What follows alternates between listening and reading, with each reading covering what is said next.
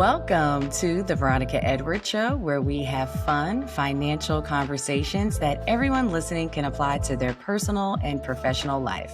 I'm your host, Veronica Edwards, CPA, and we are back again, season 6, completely independent, sponsored by my business, Balance Virtually LLC, that provides accounting and consulting businesses.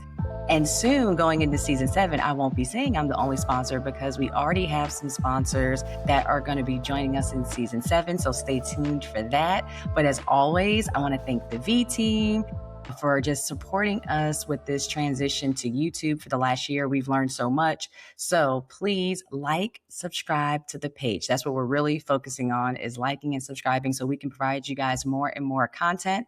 And head over to balancevirtually.com or veronicaedwards.buzzsprout.com for all the prior shows. So today I am super excited to have one of my clients, Aaron Citak, owner of Brush and Level. Aaron and his team specializes in painting, pressure washing, tile work, bathroom remodels, and so much more. They are fully insured and they provide free written estimates and are committed to quality workmanship and customer service. I personally had a chance to experience the great work of Aaron and his team back in March. They did all of my bedrooms, painting, stairwell. It was amazing. So without further ado, I would like to welcome to the show, Mr. Aaron Citak. Hey, Veronica. Thanks for having me. Yes. Aaron, you seem very comfortable. I know our listeners and, viewers that watch recognize this is the Veronica Edwards studio. This is the other Aaron's studio. So before we even get into you, Aaron, you have to explain how you're in. Hey, and our other Aaron Batan, the producer, the executive producer. So how are you in his studio, AKA his house? So we're actually personal friends.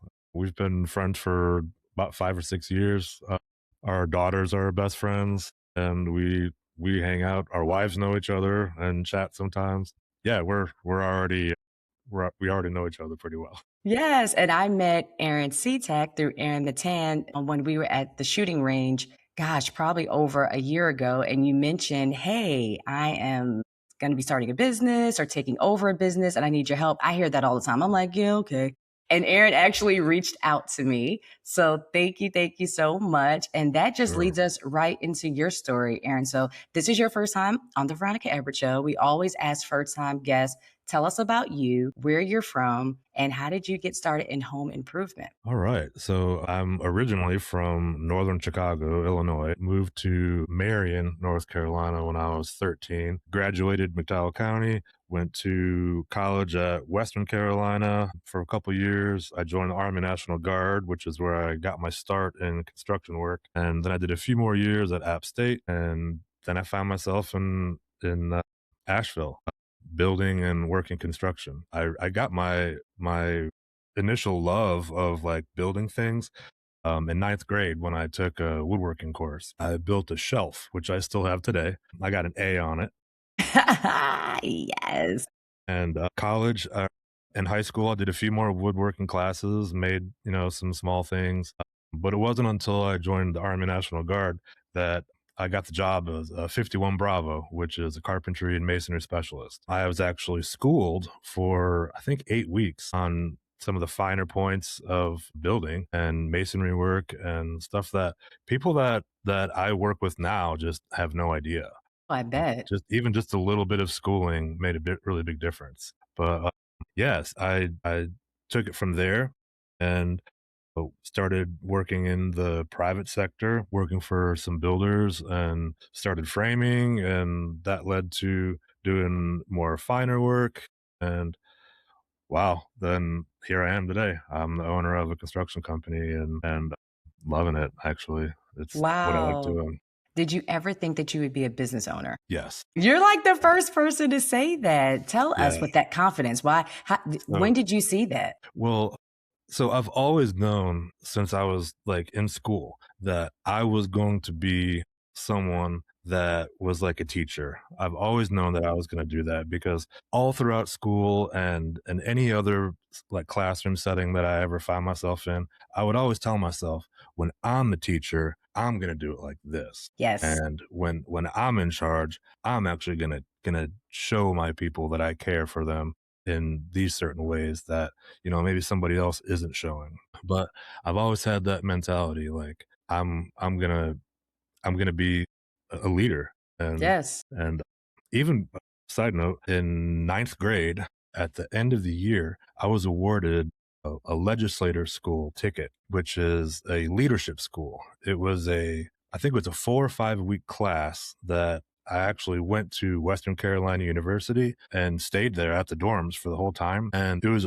just a course that each school in Western Carolina region would pick two students from each grade, Man, talk a that talk, boy and a Aaron, and you girl. got picked. And And you and it was a collective voting from all the teachers in that grade. And they would say, name two students that you think are going to grow up and be leaders. And I was one of them. that's what I'm talking I had about. no idea what it was when I went. I had my parents come and I accepted this award and everything, and I was like, "What is this?" But I Yes. went to this leadership course, and it was very impactful.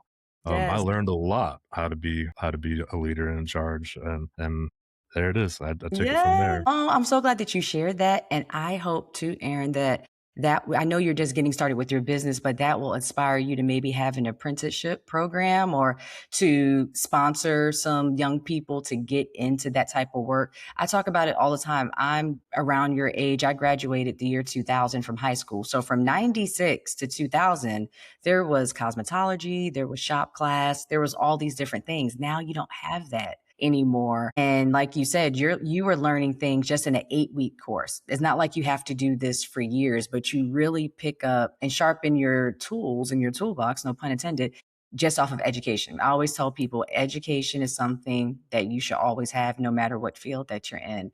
So cool. Well, thank you for sharing that. So tell us about your business, Brush and Level. How did you start it? What services you provide? Who are your ideal clients? And what makes you guys unique? All right. So, how did we get started? I was working for myself. I had a company, as in, it wasn't official. It was just me and, like, I didn't even have a web page. I just called it Asheville Tile and Painting Professionals. Oh, That's what I called it. And it was just me. Yeah. But I was trying to get the point across, tile and painting, because that's what I wanted to do. But it was just me, and then I had one guy, a customer of mine, a client, actually reached out to me and said, "Hey, he is going to be the complete and full owner of his realty company, and he's about to have all types of people and things at his disposal, where he feels like he could open up a maintenance division and service all the people that are buying and selling homes." So he was thinking he could start a maintenance division and instantly be piping us work. And he was basically saying, "I'll give you a truck, I'll give you a credit card, I'll give you work, hire yourself some helpers, and let's do this. Can you handle it?" And at the time, I was 33, I think, years old, and I was like, "Yeah, absolutely. This will be sure. perfect." So it took about a year, but he came to me and said he was ready, and I dropped what I was doing. I gave him my full customer list, everybody that I worked for, and I basically said, "Here you go. Like you're in control now. You just tell me what to do." And within a year, we stopped working for residential customers quite the same way that we used to, which was nothing but residential. And it was because of the people that Tad, the previous owner, knew. He got us into HOA management. Hmm. And it started at the Ramble, Biltmore Well, Forest's Ramble. anybody that knows Asheville, the Ramble, honey, $1 million home. Mhm.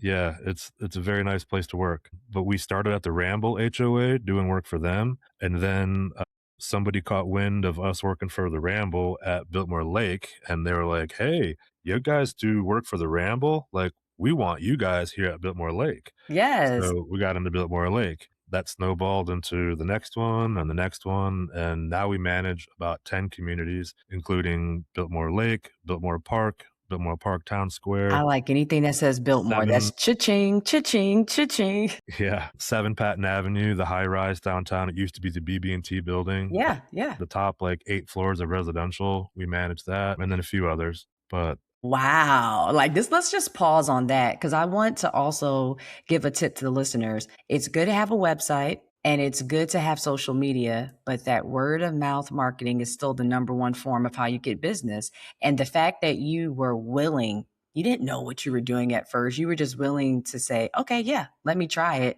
And it definitely seems like it paid off. for sure. Yeah. And so I worked with Tad as the owner up until Hurricane Helene hit in I think September of 24, 2024. Yeah. correct? About a month after that, Tad came to me and just said he's ready to retire. He's just done. And long story short, he said he couldn't sleep at night if he didn't offer me the company first to sell it to me. And he gave me a price I couldn't refuse. And I'm still making payments, You are almost done. but Almost yeah, done. yeah, yeah, which is awesome. But yeah, it's been a year and a half now, and I've taken the business model for Brush and Level from where we had just 2 or 3 communities when I took over. Now we have, like I said, about 10. I have 4 full-time employees. I've got an office guy, Look at you and here. I'm sharing the screen. okay, yeah, Yes, we got the team. Wonderful. And I got to experience your great team. They always come in very professional, early in uniforms. Look at this amazing work that you have done. I'm wearing the swag. You always have some good swag. So I'm just really impressed. So, you jumped into this. How long did you know Tad before he gave you this offer? 4 or 5 years, something like that. He called me up several times over the years to do small projects, small and medium-sized projects for him, and he must have seen something special in me because Yes. he came right to me. He said I was the only person that I even thought of for it. Wow. And even though, we joke like you're on a payment plan, you're going to have it paid off in less than like what, 2 years from the time that it was offered to you. That's outstanding. There's some people that bought businesses from their parents and they're still paying. And, they've been in the business for more than 2 or 3 years. So that's awesome. And a lot of people listen that are doing the exact same work as you. Aaron, what advice would you give to someone that they are kind of just partnering with someone and that person keeps coming to them saying, hey, I want to sell this business to you? I think a lot of times people think you have to have millions of dollars to buy a business. So, what advice would you give to those that are maybe kind of flirting with the idea of purchasing an existing business? Make sure that you know it, because if I didn't know what I was doing, like this business in and out, then I would be lost in the sauce. Mm-hmm. Mm-hmm. Taking on business ownership is another job entirely. Yes. I work a full day and then sometimes I go to my office and work another half day almost every day. Yeah. And it's a lot of work, but I mean, it's my baby and like I wouldn't have it any other way. Well, I appreciate you allowing me to be one of your babies, kind of babysitters and teachers, because I assist Aaron with accounting, but he really does it. And I kind of have been showing him the accounting cycles and what to do in QuickBooks. But I want to pivot because I know people listening, the economy, you can't tell me it's not, like a recession that's about to happen. Everything is so high, everything is so inflated. So more people kind of want to do some home improvements. They're not necessarily wanting to go out and buy something brand new. So I would love if you can provide any tips from your years of experience. So, one of the questions I have is, what are some of the common maintenance issues that homeowners tend to ignore until they become an expensive problem? The number one thing I tell folks is to clean your house. Get your house Period. clean. Yes, pressure washing a house. It's just like your car. You need to wash it every once in a while. So, is it seasonally or even if I pressure washed once a year? So once a year is fine. Okay. Once a year is absolutely fine. But all the pollen and the gunk and, depending on where you live, the road smog and everything like Mm-hmm. that needs to come off. And little things, just while you're washing your house, you'll notice up close. You get to see it. You find all those spots that the hornets are hiding and Mm-hmm. any little gopher holes and stuff. But cleaning your house though, like Yes. get up there and clean your house. You Mm-hmm. need to do it yearly. Folks that don't, it just starts to tax on your house and you get rotten boards and just gotta clean it. Yeah, I mean, your house is usually the biggest asset that you own. Why are we taking better care of our cars and, appliances and things like that, but not the actual nuts and bolts and bones? Everybody knows me. I'm like an OCD cleaner. So I'm very much like telling my husband, we got to change the air filters every quarter and we need to do this. And I know they get annoyed, but we're trying to keep that value of the home. Everything that you're doing is appreciating the value. So now what about when it comes to hiring contractors? A lot of times people say, I'll just go outside of Lowe's and I'll just find somebody that will give me the lowest price. But I always tell people cheap is very expensive. So what do you think is the biggest mistake that you've seen when it comes to hiring contractors? First of all, don't go with the lowest bid. A lot of times, the person that's putting out the lowest bid doesn't know what they're doing, is willing to do it for less because they're going to cut corners to get the job done faster. And also, go with your gut feeling. If you are dealing with somebody or talking to somebody that just doesn't give you a good feeling about having them in your house or on your property, go to the next guy. There are a lot of contractors out there who will make you feel good about talking to them. And communication. If your contractor doesn't communicate with you, get rid of him, Yes. because what he does before he's working for you is exactly what he's going to do while he's working for you.